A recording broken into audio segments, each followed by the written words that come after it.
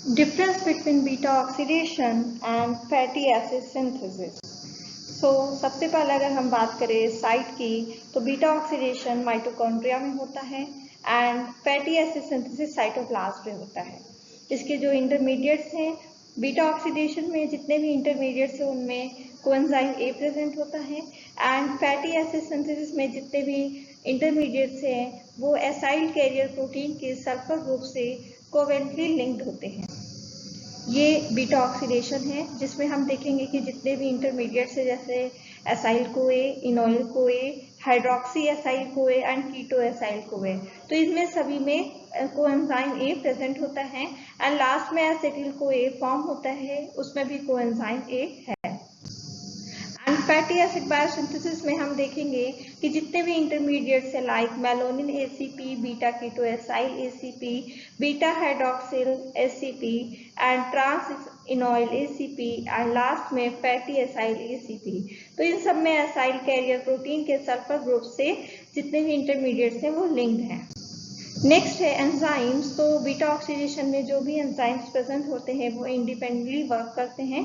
इन enzymes की जो catalytic activity है वो किसी दूसरे एंजाइम की कैटालिटिक एक्टिविटी पे डिपेंड नहीं करती है। जबकि फैटी एसिड सिंथेसिस में जो एंजाइम होता है वो मल्टी एंजाइम कॉम्प्लेक्स होता है जिसका नाम फैटी एसिड सिंथेस कॉम्प्लेक्स होता है। इसमें करीब 1 यूनिट में 7 एंजाइम्स होते हैं।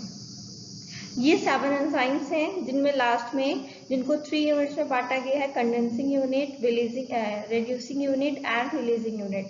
तो 7 यूनिट्स मिलकर ये डाइमर फॉर्म में होते हैं।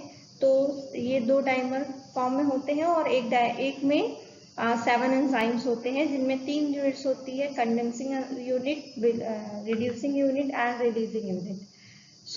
ये as a multi enzyme complex fatty acid synthesis में पार्टिसिपेट करते हैं।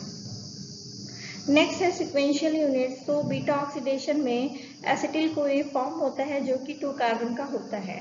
फैटी एसिड स्प्लिट आउट होता है और बनाता है एसिटिल कोए को, जबकि फैटी एसिड सिंथेसिस में 2 कार्बन एसिटिल कोए से 3 कार्बन मेलोनिन कोए बनता है और ये मेलोनिन कोए देन फैटी एसिड सिंथेसाइज करता है।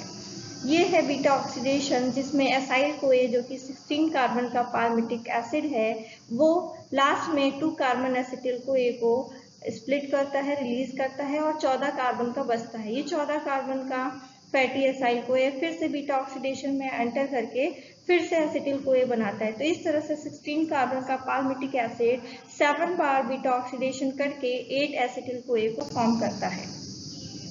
एंड फैटी एसिड सिंथेसिस में 2 कार्बन का एसिटिल कोए 3 कार्बन का मेलोनिन कोए बनाता है। देन ये मेलोनिन कोए एसीपी से लिंक्ड होकर फैटी एसिड को सिंथेसाइज करता है। एंड नेक्स्ट है कोएंजाइम। बीटा ऑक्सीडेशन में NAD+ and FAD+ as a coenzyme use होते हैं जो कि एक ऑक्सीडेटिव है। एंड फैटी एसिड सिंथेसिस में NADPH यूज होता है जो कि रिड्यूसिंग है, reducing as a reducing power use होता है। तो यहाँ पे देखिए, तो यहाँ पे जितने भी डिहाइड्रोजिनेज है वहाँ पर NAD+ और इस स्टेप में FAD+ यूज हुआ है, जबकि फैटी एसिड सिंथेसिस में NADPH यूज होता है जो कि NADP को फॉर्म करता है।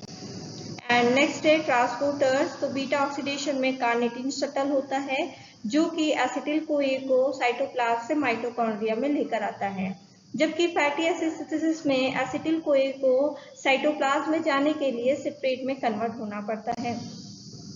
बीटा ऑक्सीडेशन में यहाँ पे एसिटिल कोए फॉर्म होता है और ये देन माइटोकॉन्ड्रिया में कार्निटिन शटल के थ्रू एंटर करता है, जबकि फैटी एसिड सिंथेसिस में एसिटिल कोए को साइटोप्लाज्म में आना होता है जो कि साइट्रेट शटल के थ्रू बाहर आता है।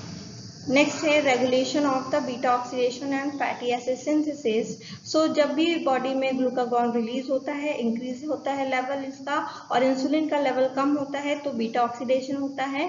दैट्स मीन कि glucagon starvation and fasting condition में रिलीज होता है तो बीटा ऑक्सीडेशन स्टार्वेशन या फास्टिंग कंडीशन में होता है, जबकि फैटी एसिड सिंथेसिस में इंसुलिन की जो लेवल है वो इंक्रीज रहता है, ग्लूकागॉन नहीं होता है।